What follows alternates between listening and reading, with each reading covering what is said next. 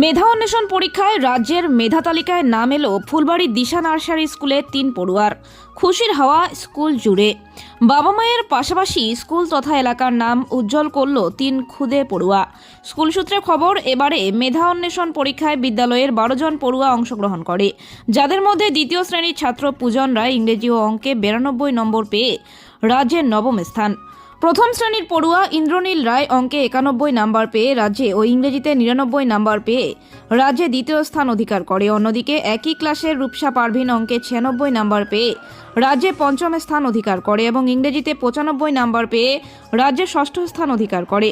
একদিকে শিক্ষার্থীদের মেধার বিকাশ ও পড়াশোনার প্রতি আগ্রহ বাড়াতে রাজ্যব্যাপী প্রতি বছর ট্যালেন্ট হান্ট সার্চ এক্সামিনেশনের আয়োজন করে নব পরিবর্তন ধারা নামক একটি সংস্থা। প্রথম থেকে দশম শ্রেণী অবধি প্রতিটি বিভাগে এই পরীক্ষার আয়োজন করা হয়। পরীক্ষার পর ফল প্রকাশিত হলে দেখা যায় বিদ্যালয়ের ৩ পড়ুয়া রাজ্যের মেধা তালিকায় নাম উঠে আসে এবং বিদ্যালয়ের দ্বিতীয় শ্রেণীর ছাত্রী সুরাইয়া নার্সরিন ইংলিশ ট্যালেন্ট হান্ট পরীক্ষায় A+ গ্রেড অর্জন করে।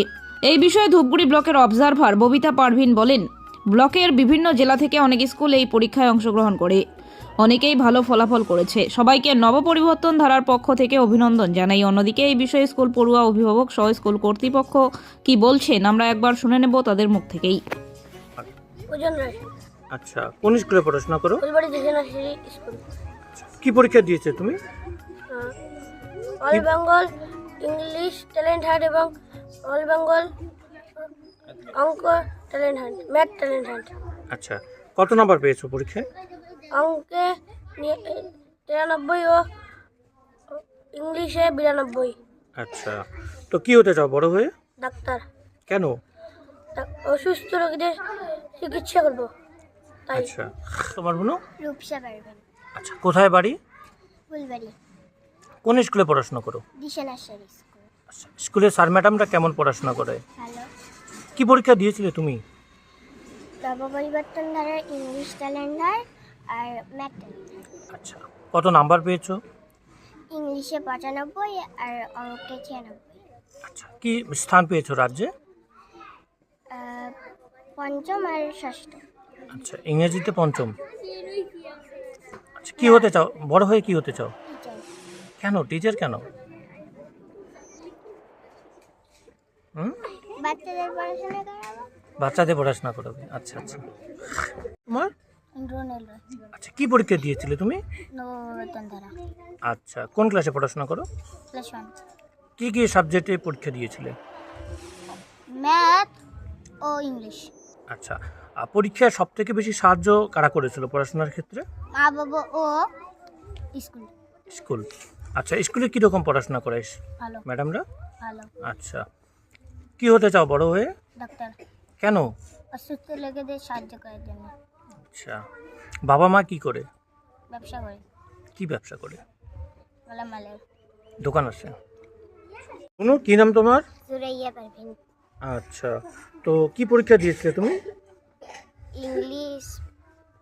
ইংলিশ ট্যালেন্ট হান্ট এক্সামিনেশন, তাই তো? আচ্ছা, কত পেয়েছিলে নম্বর? 90। 90। পড়াশোনা করে বড় হয়ে কি হওয়ার ইচ্ছে? ডাক্তার।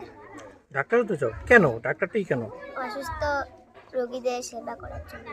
আচ্ছা, বাবা কি করে? বাবা কৃষিকাজ করে। হ্যাঁ।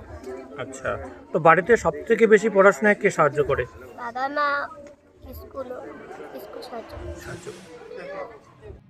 এবছর 2025-এ অল বেঙ্গল যে স্কলারশিপ নবপরিবর্তন ধারা যে স্কলারশিপ পরীক্ষা হয়েছিল, এই পরীক্ষাতে আমাদের স্কুলের থেকে 3 জন স্টুডেন্ট 2 নম্বর, 5 নম্বর, 8 নম্বর এবং 10 নম্বর র্যাঙ্কে স্থান পেয়েছে ওয়েস্ট বেঙ্গল স্কলারশিপ পরীক্ষাতে।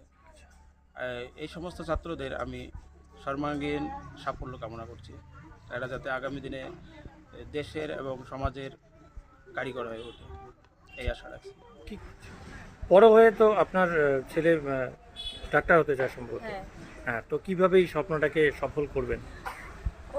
ওর বড় হয়ে স্বপ্ন ডক্টর হবে, কিন্তু আমাদের সামর্থ্য মতো ওকে বড় করে তারপরে দেখি কী করা যায় বড় হলে।